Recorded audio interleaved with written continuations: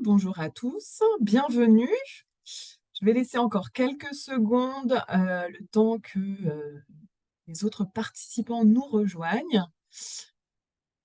Voilà, je veux juste une petite précision avant de démarrer, ce webinaire officiellement. Donc c'est un webinaire qui sera interactif. Donc je vais vous poser des questions et vous allez devoir utiliser vos souris et vos claviers pour y répondre. Alors, concernant vos micros, et vos caméras, tout est fermé, mais vous avez quand même la possibilité de réagir. Vous avez le chat, donc qui s'appelle «Discussion» et puis, surtout, si vous avez des questions à poser, puisque nous sommes très ouverts aux questions, donc n'hésitez pas à les poser, il y a l'outil qui s'appelle Q&R pour questions et réponses. Ça vous permettra de voir quelles sont les questions qui sont posées, pour éviter que vous posiez tous la même et unique question. Vous pouvez voter pour des questions ou même apporter des compléments aux questions qui sont posées. Voilà, et c'est ma collègue ici présente, Soline Bonnier, qui est formatrice SEV, qui relaiera vos questions et qui y répondra également. Alors, démarrons ce programme. Moi, je suis Héloïse, je suis coordinatrice du programme SEV Emploi. Donc, programme SEV, c'est porté par la Fédération des acteurs de la solidarité. Hop, je vous passe la slide de présentation rapide. Donc, la FAS, c'est un réseau de plus de 900 associations en France qui luttent contre les diverses exclusions. Les adhérents de la fédération assurent des missions d'accueil, d'accompagnement et d'insertion des personnes en précarité avec une approche globale de la personne en traitant les multiples problématiques liées à l'exclusion. Ça peut être l'hébergement, le logement, la santé, l'insertion, l'emploi, l'accès aux droits, l'accès à la culture, le lien social. Donc, nos adhérents gèrent des places d'hébergement, des logements, des services de soins et des activités d'économie sociale et solidaire, dont l'insertion par l'activité économique. Le programme SEV, lui, a été imaginé en 2012 et après une phase d'expérimentation, en 2018, on a entamé sa phase d'essaimage. Thème emploi, juste rapidement, ça se situe à la croisée du monde de l'entreprise et des acteurs et actrices de l'inclusion, brisant ainsi le plafond de verre entre ces entreprises qui recrutent et les demandeurs d'emploi, en mettant en œuvre le principe que tout le monde est employable. Ce programme accompagne les structures d'insertion par l'activité économique, donc les SIAE, à devenir médiatrices pour l'emploi auprès des TPE et PME de leur territoire. Ce qui nous réunit aujourd'hui, c'est l'envie de comprendre les méthodes de recrutement actuelles, leurs mécanismes, afin d'adapter notre et votre accompagnement des publics dits éloignés de l'emploi pour faciliter leur inclusion. Alors, nous allons maintenant tester les outils avec une première question. Hop, voilà. Je vous lance un petit sondage qui doit apparaître en pop-up sur votre écran. La question est la suivante. Selon vous, quelles sont les entreprises qui recrutent le plus?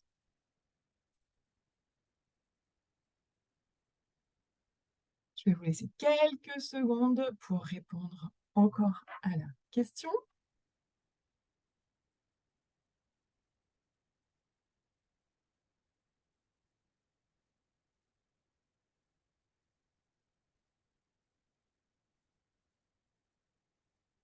Alors, on est plutôt, il y a 7% des participants qui disent que ce sont les grandes entreprises qui recrutent le plus.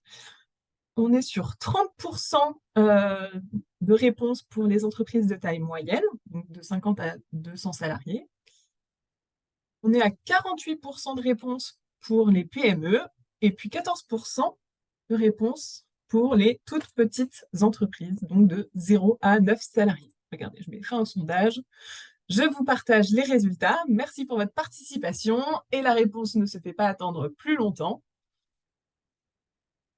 En fait, ce sont les toutes petites entreprises, donc de 0 à 9 salariés, qui recrutent le plus. On est en taux, on est à 50%. Et ce qui est intéressant, c'est de voir qu'en fait, 70% des entreprises qui vont recruter sont celles qui n'ont pas de compétences spécifiques et techniques sur la gestion des ressources humaines, puisqu'on est sur des établissements de moins de 50 salariés. Dans ces TPE-PME, en fait, Souvent, les ressources humaines sont gérées d'une manière moins formelle et moins structurée que dans les grandes entreprises où il y a un service et des personnes dédiées. C'est lié aux contraintes financières qui font que les dirigeants optent pour une gestion plutôt interne à moindre coût, plutôt que de faire appel à des prestations spécialisées.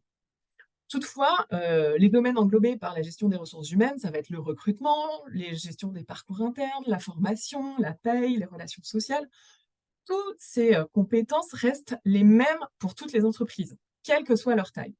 Donc dans les PME, ce qu'on constate, c'est que c'est le comptable qui va gérer la paye et le dirigeant ou la dirigeante qui va se charger de recruter avec ce que ça implique concernant sa disponibilité qui est quand même assez limitée. Je vous pose un deuxième question. Voilà. Alors, je vais lancer le sondage.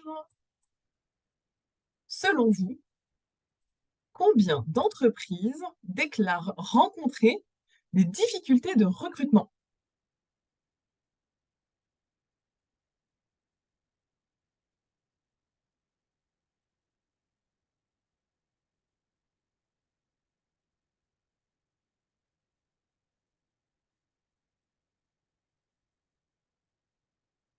Alors, je vais commencer à donner les tendances pour pas trop orienter les réponses tout de suite. Voilà. Allez, je mets fin au sondage, je vous partage vos résultats. Donc, 9% d'entre vous pensent que 40% des entreprises ont des difficultés de recrutement. 75% d'entre vous pensent qu'on est plutôt aux alentours de 60% de difficultés de recrutement. Et 28% déclarent plutôt 90% de difficultés d'entreprises en difficulté de recrutement. Alors, la réponse, elle est issue d'une enquête de Pôle emploi. Voilà, elle s'appelle BMO, c'est celle de cette année.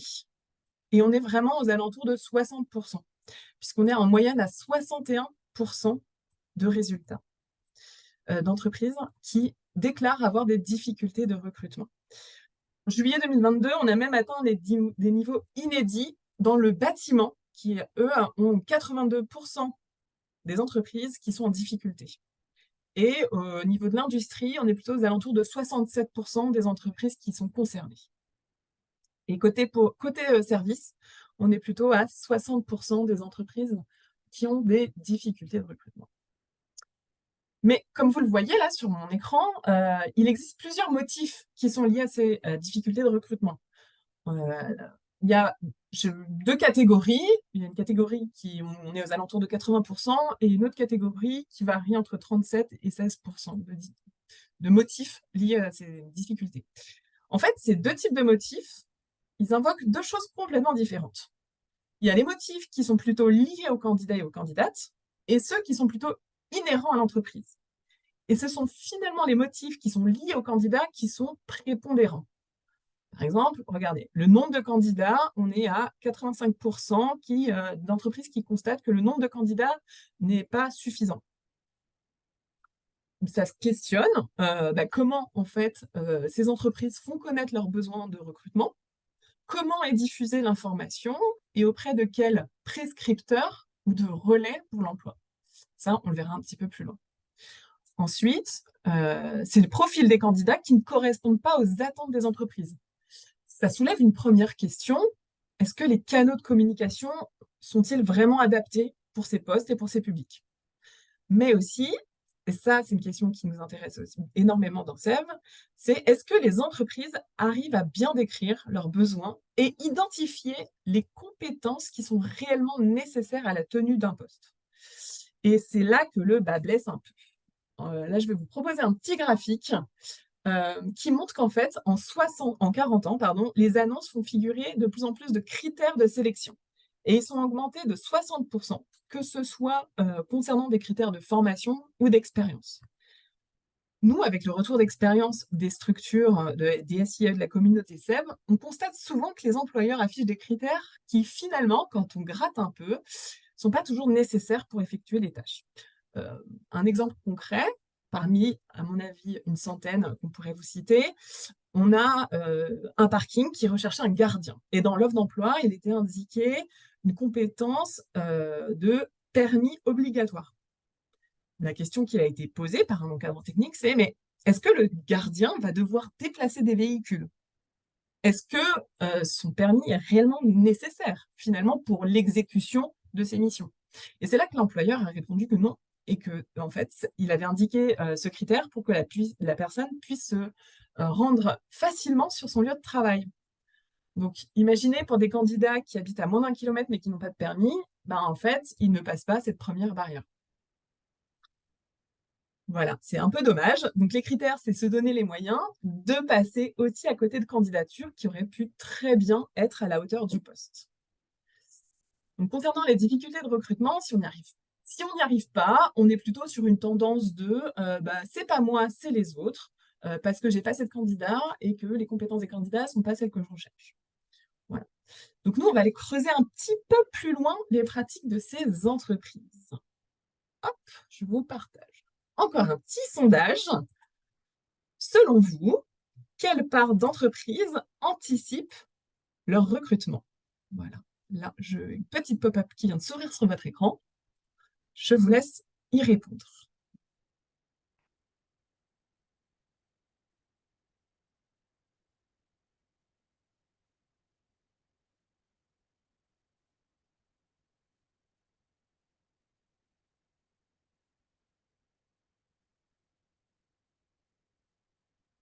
Alors, vous avez globalement tous répondu. On est plutôt la tendance principale, hein, puisque vous êtes 57% à dire que 10% des entreprises anticipent leurs besoins de recrutement et vous êtes 34% à dire que 40% des entreprises anticipent leur recrutement. Je partage les résultats. En fait, j'ai fait une petite étude sur l'année 2022. Je partage les résultats. Voilà. En 2022, vous voyez, en projet de recrutement, donc ce qui est en jaune, on est sur 2 millions de projets de recrutement déclarés. Ça, c'est une enquête sur les besoins de main-d'œuvre de Pôle emploi. Et finalement, à l'issue de l'année 2022, vous voyez le nombre de contrats signés.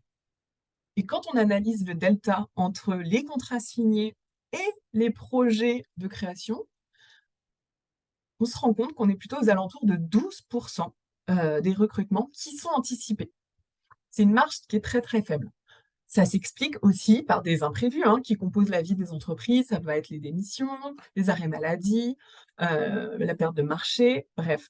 Les dirigeants sont pris de court et doivent recruter en urgence. C'est ce qu'on ressent à travers ces chiffres.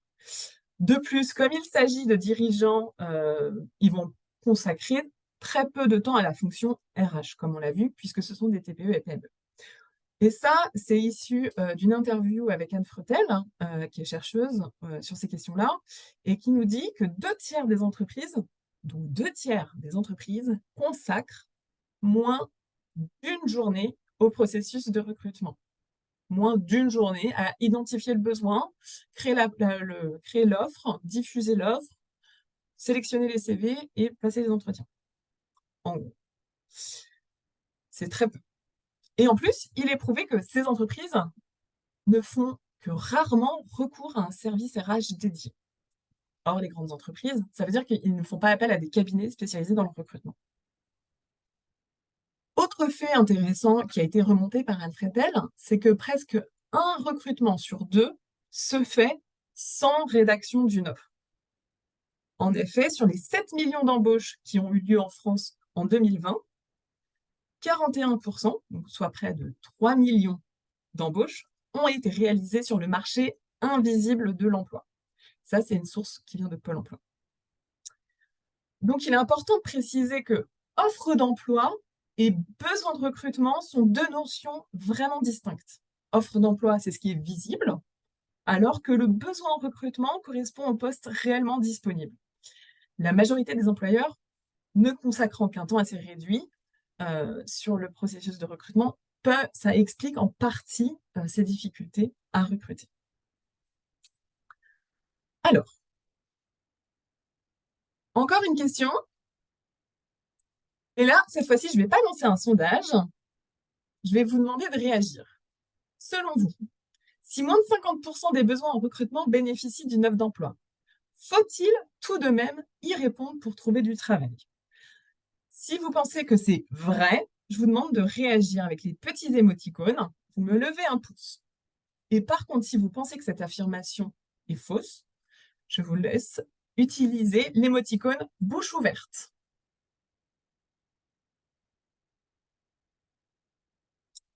Donc là, nous faisons face à une pluie d'émoticônes.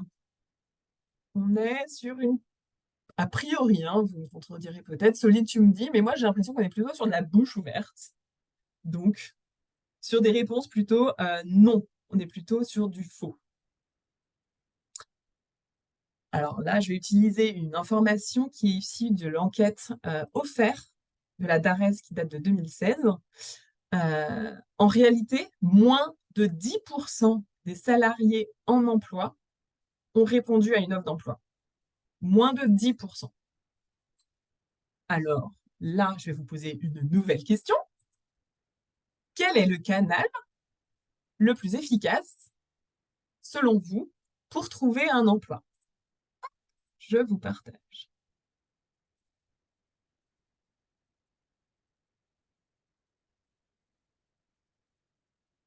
Je ne sais pas si vous voyez le sondage.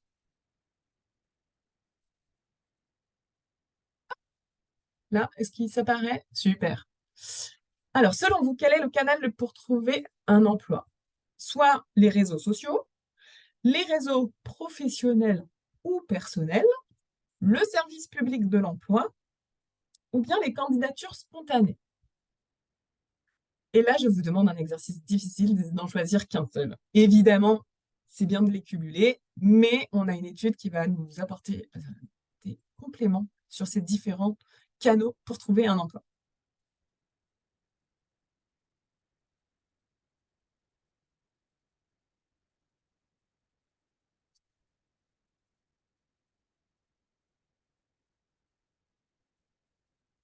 Alors, on est plutôt 60, un peu plus de 70% d'entre vous pensent que c'est grâce aux réseaux professionnels ou personnels qui permettent qu'on peut trouver un emploi. Voilà. Et ensuite, 42% d'entre vous pensent qu'on est plutôt sur de la candidature spontanée. 3% ont répondu le service public de l'emploi et 17% ont répondu les réseaux sociaux. Je vous partage les résultats de l'enquête, mais pas, je vous partage surtout les résultats de l'enquête qui a été menée par la DARES. En fait, la DARES, organise cette enquête majeure sur l'emploi, donc elle date de 2016, et a priori, elle est diffusée tous les 10 ou 12 ans. Donc, il va falloir qu'on attende encore un petit peu pour avoir des données à jour. En attendant, ça reste notre enquête de référence. Et voici ce qu'elle nous enseigne sur les modes d'embauche. Quand on regarde en détail, je vais partir sur les du plus petit au plus grand. En détail, on voit que 4% des personnes qui ont répondu à l'enquête ont eu accès à leur emploi par un concours. On est sur 7% qui ont eu accès à l'emploi grâce aux annonces, donc les moins de 10%.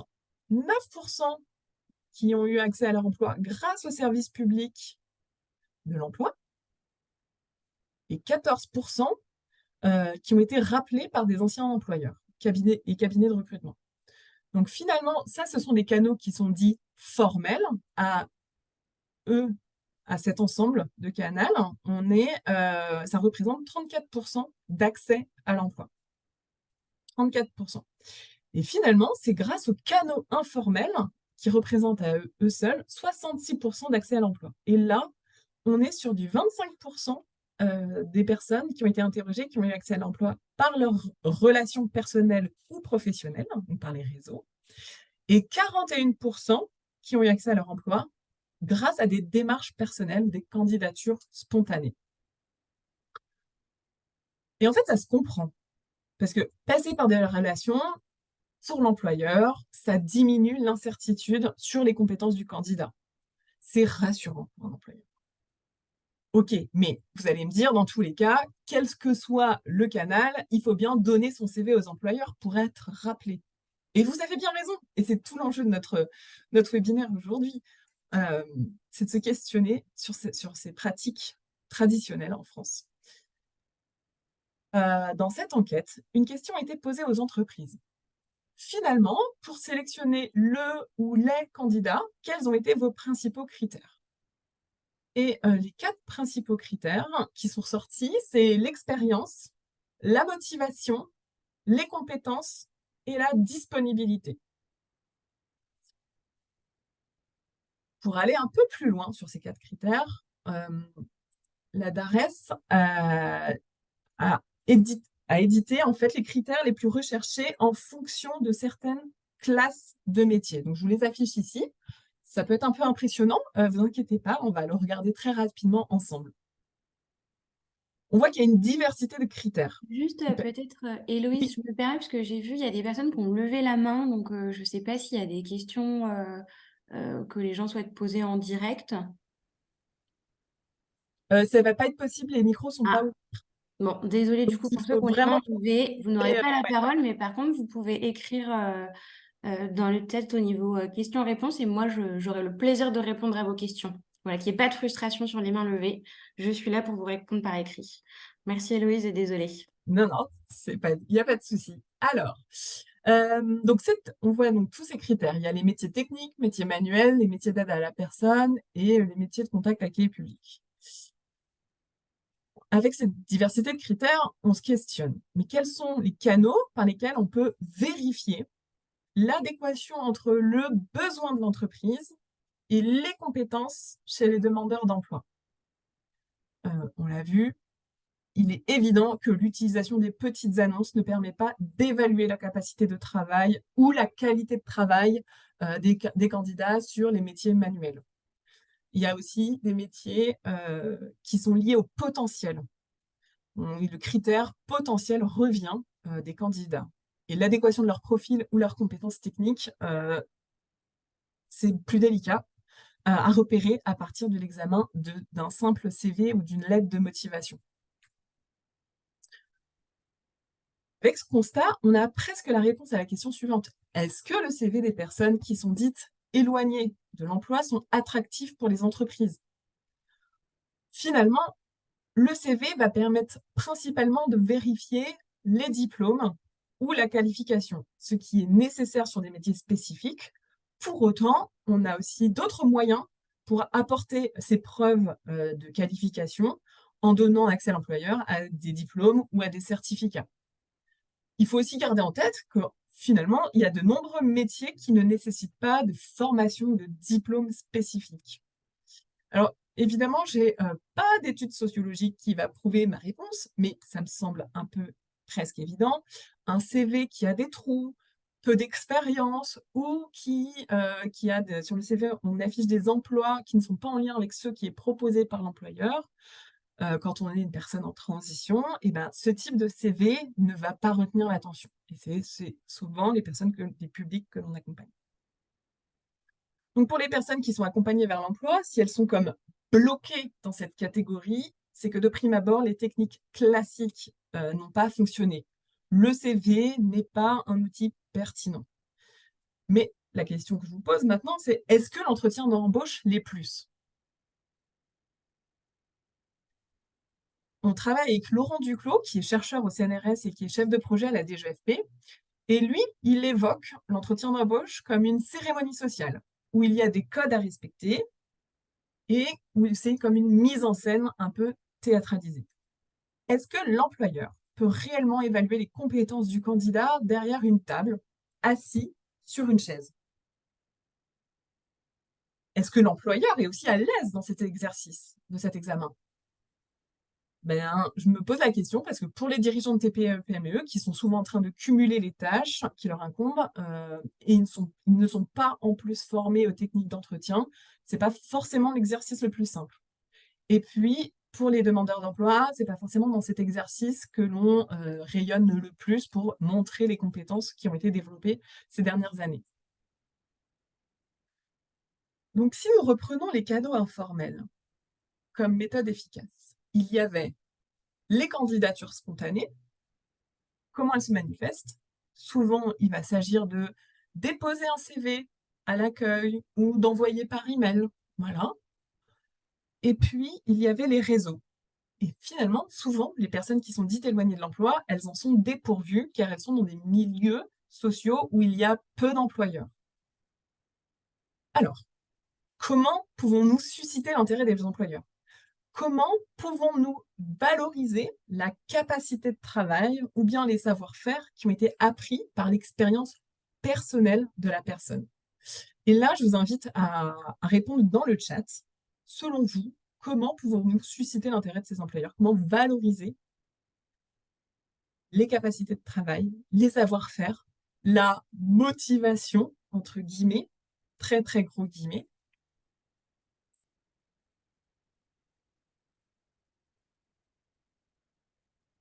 Alors, on a des débuts de réponse, on a de la PMSMP, un escape game.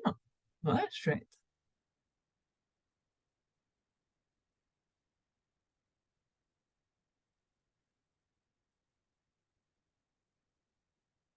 Qu'est-ce qu'on a d'autre comme proposition? Job dating, enquête métier, visite d'entreprise, présenter les candidats, immersion,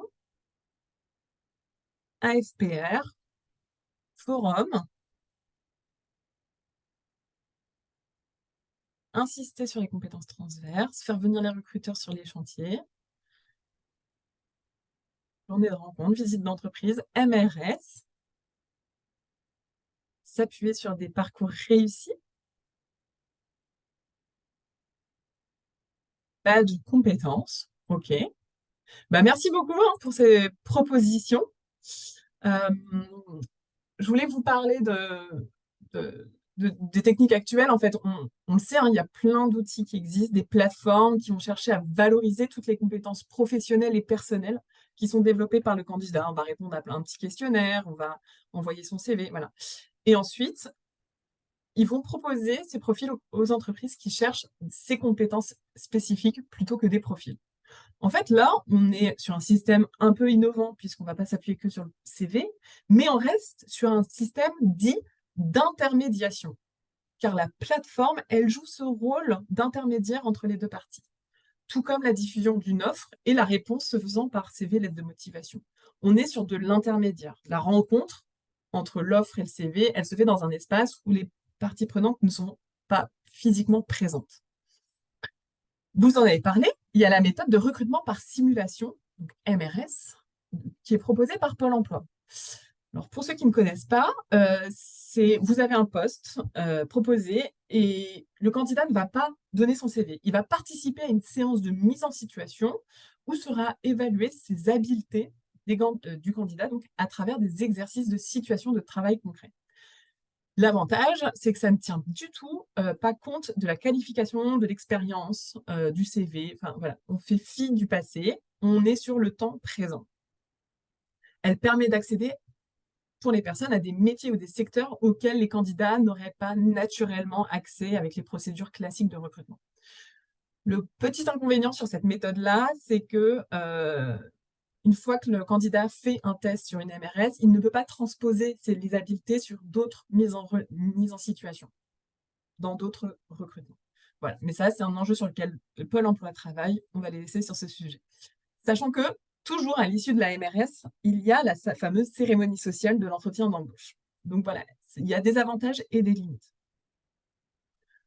Quand on reprend l'enquête offerte, elle conclut en disant « Ce sont les relations qui constituent une alternative efficace pour les entreprises pour connaître le potentiel des candidats. » Et nous, dans Sèvres, on propose de passer de l'intermédiation à la médiation active.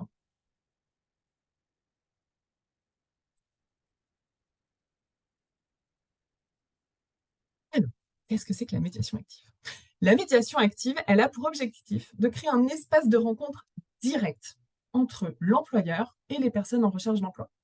La médiation, elle permet d'ajuster directement les besoins des entreprises face aux compétences disponibles des personnes. La rencontre, elle va générer des opportunités parce que la barrière du CV de l'entretien ne s'est pas interposée entre les deux parties. Alors, il y a divers moyens pour créer la rencontre et vous les avez cités dans le chat. Il y a les forums, les job cafés, les visites d'entreprise, les rencontres d'entreprise, les mises en situation. L'enjeu lors de ces rencontres, c'est vraiment de ne pas regarder le CV des personnes et parler de leur passé, mais bien de se questionner sur le poste, les compétences, les appétences de la personne et l'avenir qui pourrait se construire ensemble. Si ça vous intéresse, on a organisé déjà un webinaire sur cette thématique qui vous donne plein de clés pour se lancer. Je vous mettrai dans le chat le replay du webinaire qui s'appelait «Les clés pour une rencontre emploi». Ça vous permettra de vous lancer plus facilement si ça vous intéresse. Il existe aussi donc un autre moyen de casser la barrière des préjugés, et vous en avez parlé, c'est bien la mise en situation. C'est un outil très efficace. L'immersion, c'est mettre le salarié et l'employeur en situation professionnelle sans a priori préalable. Provoquer des mises en situation professionnelle dans une entreprise, ça permet de valoriser la qualité du travail, la capacité du travail, les savoir-faire, et ça va faire émerger des besoins réciproques d'emploi. Des employeurs, suite à une immersion, ont préféré embaucher la personne plutôt que de démarrer un processus de recrutement ou se dire bah tiens, je prendrais bien un alternant parce que ça me coûte moins cher, parce que machin. En fait, non, là j'ai une personne qui a des compétences nécessaires et puis qui a d'autres compétences qui pourraient m'être utiles finalement dans l'avenir. Donc sachez que les mises en situation, les PMSMP, les immersions, ces PMSMP, il y a un outil qui a été développé donc, par l'État qui facilite la mise en place de ces mises en situation. Je vous mets le lien dans le chat. Ça s'appelle Immersion facile. Voilà. Et ça permet de dématérialiser toute la démarche pour que les candidats puissent effectuer une immersion. Il y a même la possibilité de trouver des employeurs qui sont OK pour accueillir des immersions. 7 demandeurs d'emploi sur 10 trouvent un emploi dans les mois qui suivent leur immersion. Ça, c'est une étude de Pôle emploi de 2021. 7 demandeurs d'emploi sur 10. Cependant, pour que cette mise en situation fonctionne bien, il y a quand même quelques prérequis pour que ce soit une réelle opportunité pour le candidat et pour les entreprises. Et là, je donne la parole à Soline, qui est formatrice SEV. Pour toi, quelles sont les clés d'une PMSMP qui est réussie? Merci Héloïse. Il y a juste, je me fais le relais d'une question à laquelle je n'ai pas du tout la réponse. Alors si quelqu'un dans le chat là, est-ce qu'une PMSMP est possible avant un CDDI? A priori, moi j'ai plutôt envie de dire oui, mais je pense qu'il faudrait voir ça avec Pôle emploi. En tout cas, s'il y a des gens qui ont réponse à cette question, n'hésite pas à répondre à Sébastien Tessier. Sur les clés d'une mise en relation et d'une mise en situation, c'est pas possible, désolée. Réussi, effectivement, il y a plusieurs éléments qui pour nous sont assez fondamentaux. En fait, il y a un peu 3 temps pour nous d'une mise en relation réussie. Il y a tout le temps de préparation en amont, le pendant et l'après. Et l'après qui correspond un peu au bilan et puis au site qu'on donne. Sur l'amont, qui est en fait l'élément, je crois, le plus central, en tout cas nous qu'on a pu identifier en travaillant avec un certain nombre de structures, c'est de se dire plus on arrive à qualifier et à déterminer c'est quoi les objectifs de cette mise en relation et de cette mise en situation, autant pour l'entreprise que pour le salarié, et plus on évite certains écueils de ah oui mais alors moi je pensais que j'allais tester telle tâche et être sur telle mission et puis en fait pas du tout. Et parfois cette espèce d'incompréhension qu'on peut avoir entre ce qui avait été envisagé, proposé et puis la réalité amène à des mises en relation et mises en situation qui du coup se passent mal et permettent pas derrière d'aller exploiter autant pour l'entreprise que pour le salarié. Donc il y a effectivement ce premier temps pour vous en tant que SIAE de dire je vais aller dans l'entreprise avec mon salarié pour que collectivement on se mette d'accord sur ok, moi j'ai Pierre qui vient chez vous la semaine prochaine. Pierre il démarre à quelle heure? Pierre, il va avoir un référent, mais du coup, c'est qui? Parce que parfois, on deal des choses en entreprise et on a le ou la responsable d'entreprise, mais c'est pas forcément la personne qui, au quotidien, va pouvoir piloter et suivre les actions et les missions que Pierre doit remplir. Je sais pas pourquoi j'ai choisi le prénom Pierre, je suis désolée, c'est celui qui m'est venu. Donc, il y a effectivement ce besoin d'avoir le bon interlocuteur, de se mettre d'accord sur le cadre. Et donc, le cadre, on est sur des choses très précises. C'est quoi les horaires? C'est quoi les horaires de pause? Je reviens sur la question du référent. Nous, on a vraiment identifié que si on n'avait pas quelqu'un dans l'entreprise qui était désigné pour dire, oui, si Pierre, il a une question, eh bien, ce sera un tel d'aller voir. Pierre, sa question, souvent, il se la garde. Et du coup, Pierre, il a un peu d'incompréhension, il n'arrive pas à bien comprendre ce qu'on lui demande.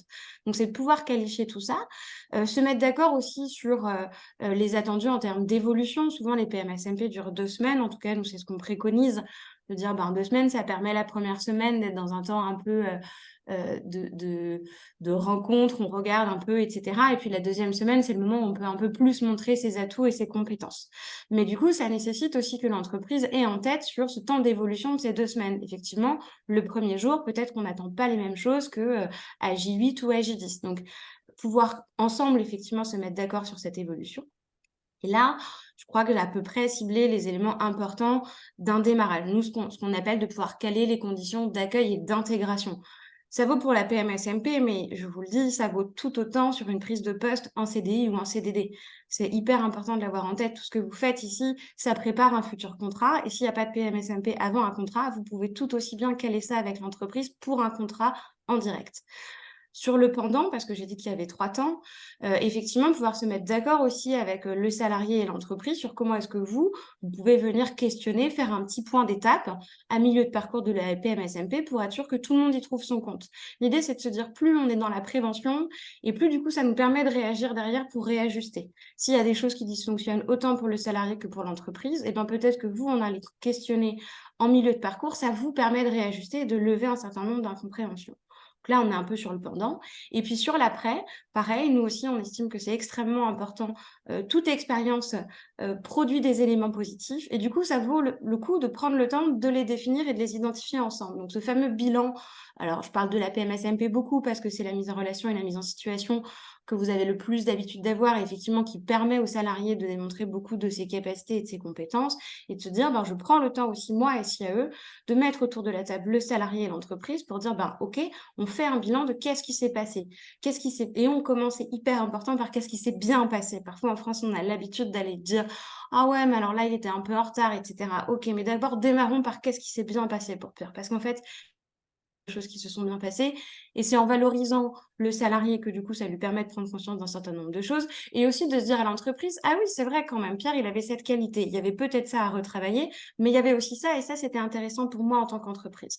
Donc, prendre ce temps du bilan, prendre le temps de commencer par ce qui fonctionne, et puis après, évidemment, poser ensemble ce qui peut-être a fait défaut, à poser question pour ensuite voir comment on réajuste, etc.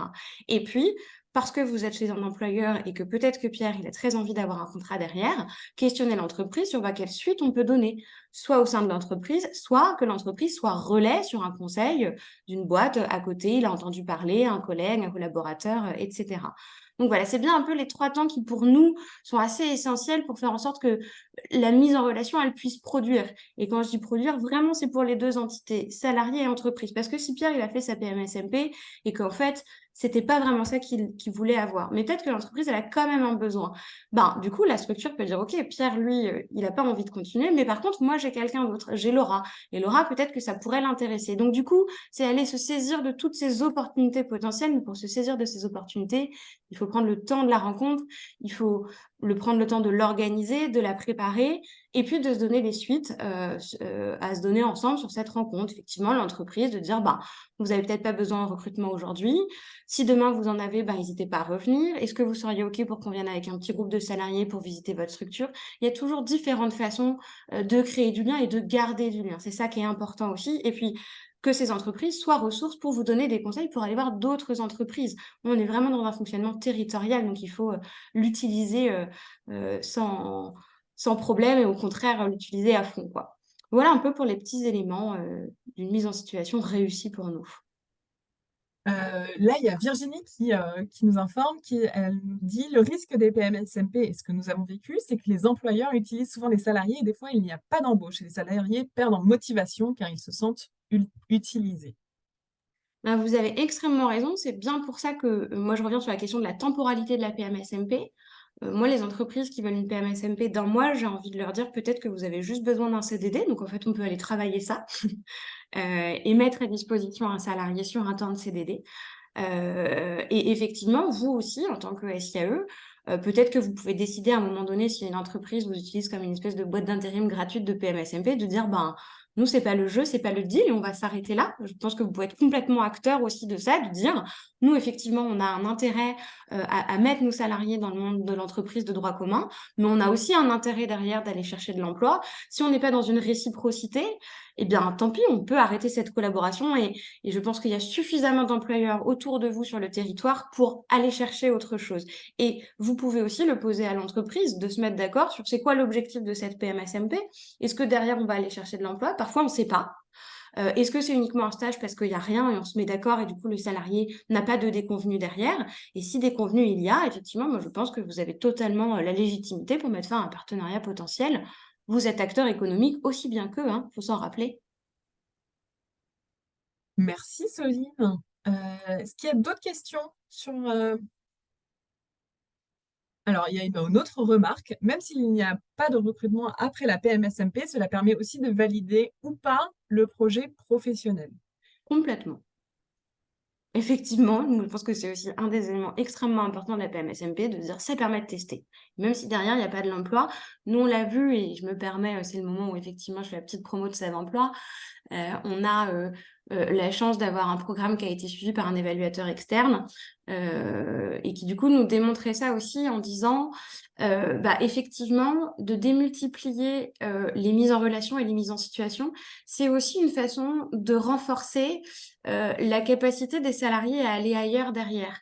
Même si j'ai fait une PMSMP dans une entreprise de menuiserie, c'était pas ça que j'allais faire, c'est peut-être parce que j'ai vécu cette expérience que derrière, je vais me sentir en capacité d'aller dans l'entreprise d'espace vert qui était le domaine que je souhaitais aller chercher. Donc en fait, évidemment, toute mise en lien et toute rencontre est bénéfique. Et elle permet toujours d'avancer un peu plus vers cet objectif d'emploi, si tant est que ce soit l'objectif du salarié. Céline, est-ce que vous avez d'autres questions, remarques sur la thématique de la PMSMP et de l'immersion? Oui, c'est aussi pour découvrir des métiers, tout à fait, et se rendre compte de la réalité de certains métiers, de se révéler. Hier, je discutais avec un coordinateur qui me disait, oui, j'avais un tel, son objectif quand il arrivait, c'est de travailler dans les espaces verts. Et puis, il a fait une immersion en espace vert, et il en a fait une en restauration, il en a fait une en magasin, il en avait fait 5 ou 6. Et à la fin, il a finalement accepté un poste de CDI dans la plonge. Donc en fait, c'est pas parce qu'on se projette sur un métier que derrière, on accepte une offre d'emploi qui est liée à ce métier-là. Voilà. L'immersion, ça permet aussi aux personnes de révéler qu'est-ce qui les intéresse réellement. Merci. Alors, sachez aussi qu'on a, là, on a eu la chance d'avoir Soline avec nous qui est formatrice Sève. Sachez qu'on a une plateforme de formation qui est gratuite. Voilà, je ne fais pas de la pub, venez chez nous, machin. On a une plateforme de formation qui est gratuite et qui est en ligne, accessible à tous, qui traite, il y a 3 parcours de formation. Une sur les mises en situation, comment faire de ces mises en situation, une réelle opportunité pour les personnes. Un parcours aussi lié à comment aller vers les entreprises, parce que ce n'est pas forcément intuitif pour tout le monde. Donc voilà, ce sont des données qui sont des infos qui sont clés, qui sont très terrain. Voilà, on n'est pas du tout sur de la théorie un peu endormante. Voilà, donc on a ces outils-là. On a aussi comment accompagner le salarié à aller vers l'entreprise. Ça, c'est aussi un autre parcours. Donc, si vous voulez, à la fin, je vous laisserai m'envoyer vos coordonnées à travers une petite enquête si vous souhaitez être inscrite sur cette plateforme de formation. Sachez aussi que le programme Save Emploi est ouvert aux candidatures pour suivre le programme. Donc, vous avez jusqu'au 13 octobre si vous voulez bénéficier d'une formation action. Elle est également gratuite. Et là, pour le coup, je vais vous envoyer aussi dans le chat le lien vers la candidature, l'espace de candidature qui est plutôt pour manifester son intérêt. C'est pas parce qu'on manifeste son intérêt que l'on poursuit. Enfin voilà, ça vous permet d'avoir des premiers éléments complémentaires sur le programme et de décider par la suite si vous souhaitez ou non candidater au programme. Voilà, on a fini la petite pub. Voilà, pour conclure, donc la question qu'on se posait, c'est pourquoi faut-il se passer de CV? En fait, le CV, c'est un outil qui existe et qui est utilisé par tous. C'est un outil qui ne va cependant pas valoriser la qualité de travail des personnes. Il va parfois être même stigmatisant. Donc le CV ne parle que du passé, alors que les demandeurs d'emploi ne souhaitent que d'aller vers un autre avenir. Donc pour aider les employeurs à se passer du CV, on vous invite vraiment à organiser des rencontres directes et à proposer des mises en relation, des mises en situation qui vont mettre plus facilement en confiance les demandeurs d'emploi et les employeurs. Je profite donc de ces dernières petites minutes, sauf s'il y a des questions que je n'aurais pas vues. Non, c'est bon, ok. C'est là où je vous propose de répondre à un rapide, euh, rapide sondage. Voilà, c'est un lien hyper texte, hyper long, c'est hyper pratique. L'idée là de ce sondage, c'est que nous, on puisse savoir ce que vous avez pensé du webinaire et puis éventuellement de nous laisser vos coordonnées si vous souhaitez soit vous inscrire à la newsletter, soit suivre les cours sur la plateforme de formation en ligne. En tout cas, moi, je vous remercie beaucoup pour votre présence et votre participation active. J'espère que cette rencontre vous a été vraiment instructive. Sachez qu'on a un prochain rendez-vous le 5 octobre pour les structures de l'IAE qui sont présentes. Il s'agira de témoignages de SIAE qui ont choisi de se saisir du programme SEV pour former leurs équipes à la médiation active et développer des actions à destination des entreprises et des salariés. Donc, il y aura une ETTI, une AI, un SCI, un EI, car chaque typologie a ses propres enjeux et moyens d'action. Je vous mets le lien pour vous inscrire au webinaire si ça vous intéresse. Je vous enverrai également par mail tous les liens dont je vous ai parlé. Ainsi que sachez, si vous souhaitez partager le webinaire, il y aura un replay qui sera disponible d'ici la semaine prochaine. Voilà. Je me fais le relais de deux petites questions. Donc Sandrine qui demande si le candidat est rémunéré pendant sa PMSMP. Alors, ça dépend quand on parle de candidat. En fait, la PMSMP, elle est gratuite pour l'entreprise. L'entreprise ne verse aucun salaire. Donc, si le candidat il est demandeur d'emploi, c'est en fonction de ses revenus. Il y a, par exemple, une association intermédiaire qui fait de la mise à disposition, normalement. Et là, dans un cas précis, il n'y a pas été question de mise à disposition, mais bien d'immersion à travers une PMSMP. Donc, la personne n'était pas payée. Donc, l'AI a décidé de lui verser quand même un salaire sur ses fonds propres pour que cette personne puisse faire une PMSMP. C'est exceptionnel. Voilà. En fait, ça dépend vraiment de la situation administrative de la personne. Si la personne est salariée d'une SIAE, elle maintient son salaire pendant son immersion. Autre question, alors il y en a certains qui n'arrivent pas à avoir accès à ton lien. Est-ce que tu peux le remettre dans la discussion? Et donc je dis bien discussion parce que certains sont l'espace questions-réponses. C'est vrai qu'il y a deux fenêtres. Du coup, pour avoir le lien qu'Héloïse vous Ok. partage Alors, pardon. dans l'espace discussion. Et dernier élément, parce qu'on me l'a demandé, certains souhaitaient savoir s'ils pouvaient avoir accès au PowerPoint. Oui, je peux vous le mettre, je peux prévoir de le mettre, ouais, il n'y a pas de problème. Super. Donc là, je vous ai mis le lien vers le sondage et je vous remets le lien aussi pour le webinaire du 5 octobre, jeudi 5 octobre. Tac.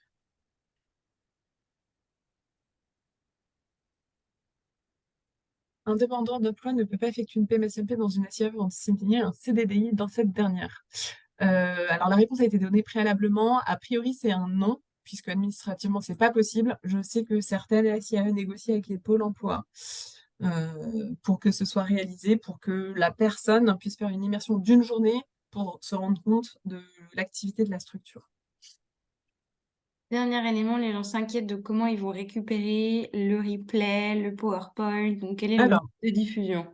le replay, il sera disponible sur la chaîne YouTube Save Emploi et je vous le mettrai dans le lien. Je vous enverrai un mail avec tous les liens sur les webinaires, sur le replay avec le PowerPoint. Je vous ferai un mail complet. Vous aurez tous les éléments pour vous en ressaisir par la suite et le diffuser largement. Voilà, merci à tous et à toutes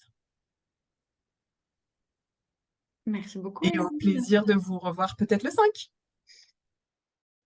Très bonne journée.